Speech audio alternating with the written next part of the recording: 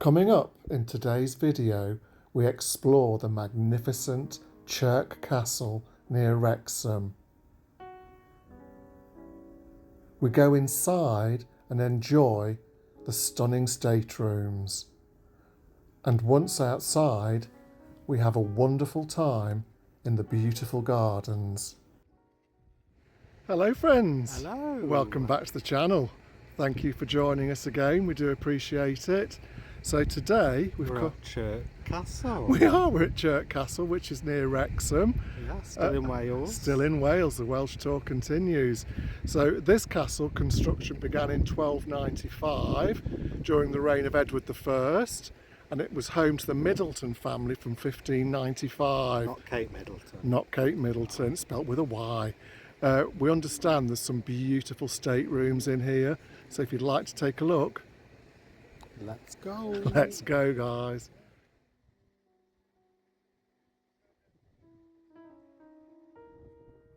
Chirk Castle stands as a stark symbol of power.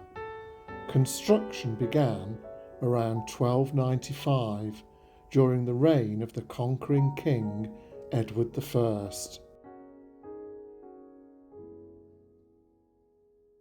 The castle is built on an outcrop above where the River Dee and the River Ceiriog meet. The castle, with its imposing silhouette, stood as a brooding statement of English intent in the disputed Welsh lands.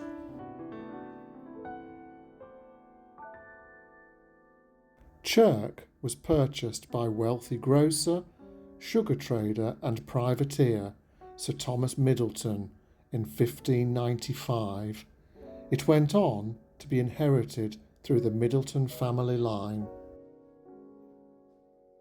With over 700 years of history, and as the last castle from this period still to be lived in, Chirk Castle has the most lavish interiors, along with a beautiful and somewhat eclectic mix of furniture and paintings. The interior includes a 17th century long gallery which has the most wonderful creaky floorboards you could ever hope for. You could certainly never sneak up on anyone in the long gallery. Chirk also has a wonderful parade of 3 18th century staterooms which house a collection of rich furnishings, paintings and tapestries.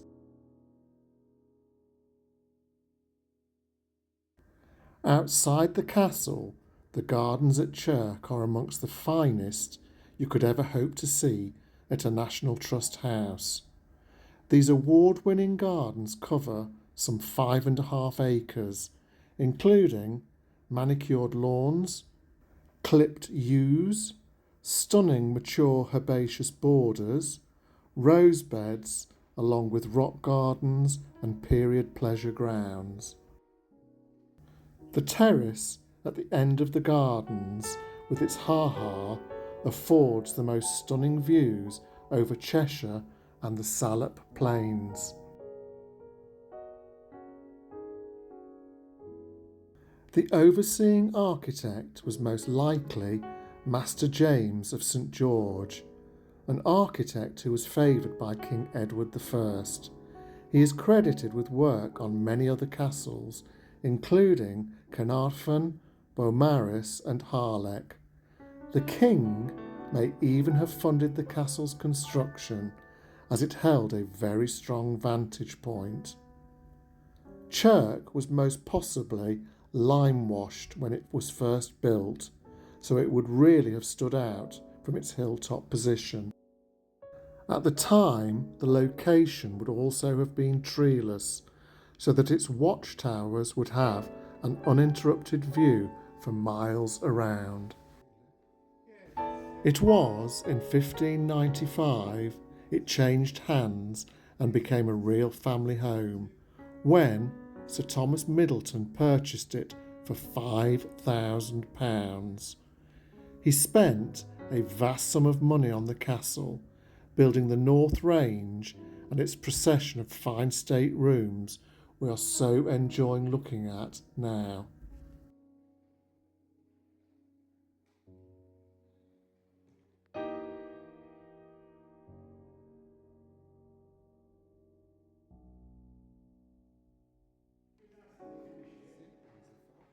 In 1612 the castle passed to his son, Sir Thomas Middleton II. He was a Civil War general. Moving forward in time, in 1910, Sir Thomas Scott Ellis, the 8th Lord Howard de Walden, fell in love with Chirk Castle.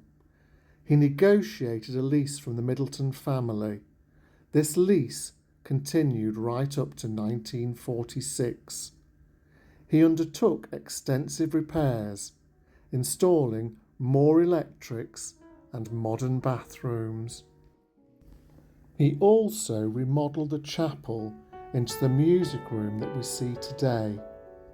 His wife, Marguerite, was a fabulous party organiser as well as a soprano singer. Chirk soon became a regular haunt for royalty, statesmen and the glitterati, with many memorable parties.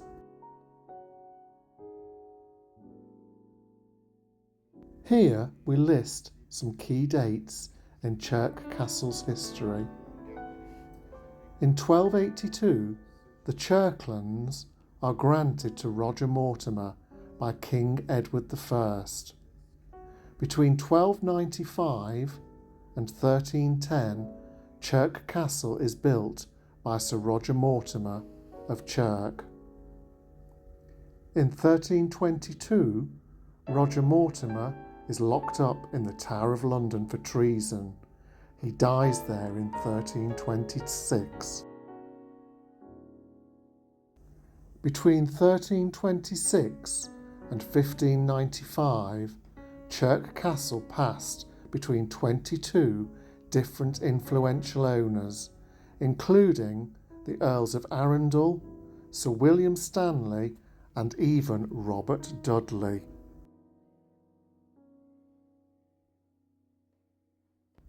In 1595, Sir Thomas Middleton buys Chirk Castle.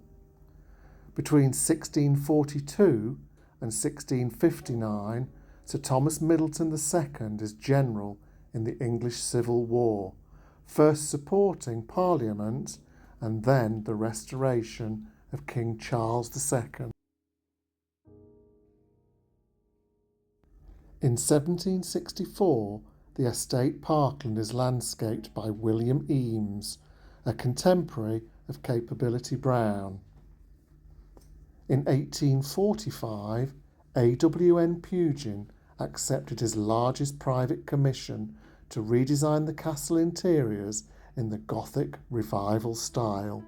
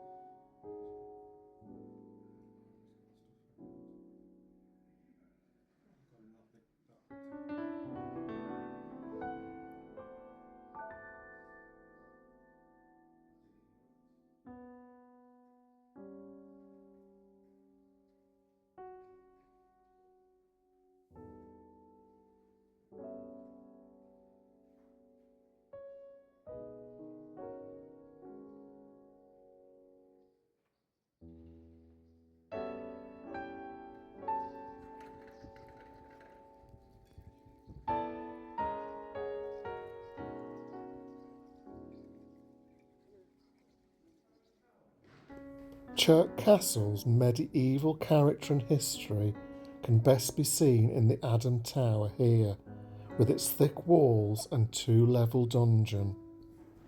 Here you will also see the oldest decoration in the house, a beautiful plaster fresco.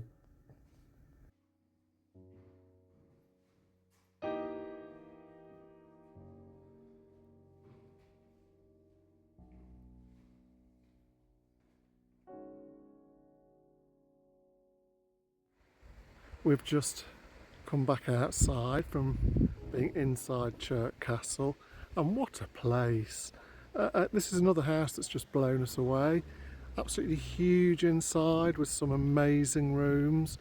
The long gallery was incredible.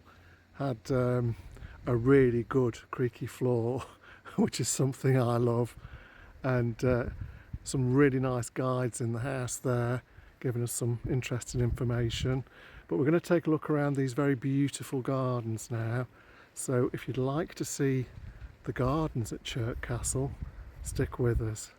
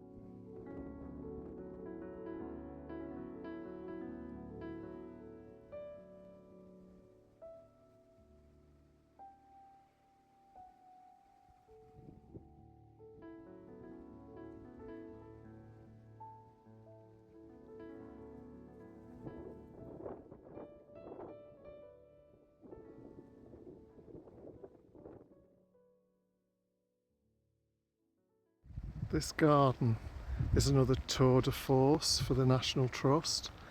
It is so pretty and so beautifully maintained. I wish you could smell the fragrance from the roses. It's really, really heady. Very, very beautiful scent.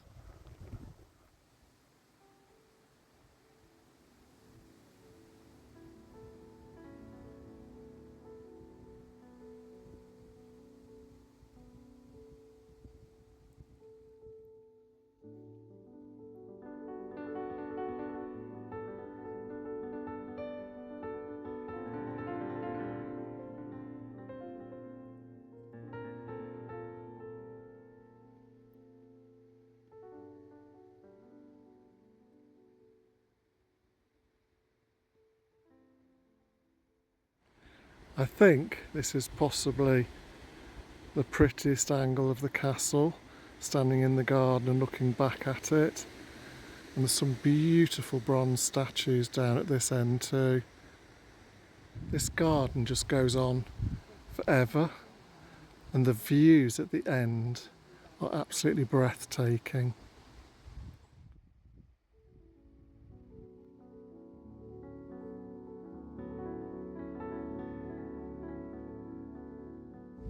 The gardens here are absolutely vast.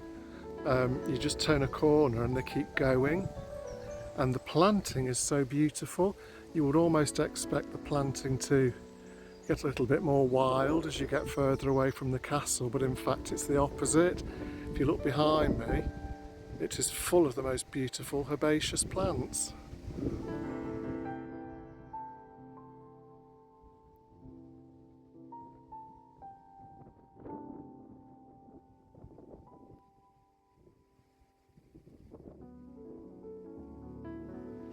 Well, it looks as if we've reached the end of the gardens.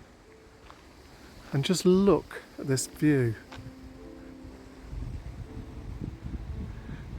We can literally see for miles and miles.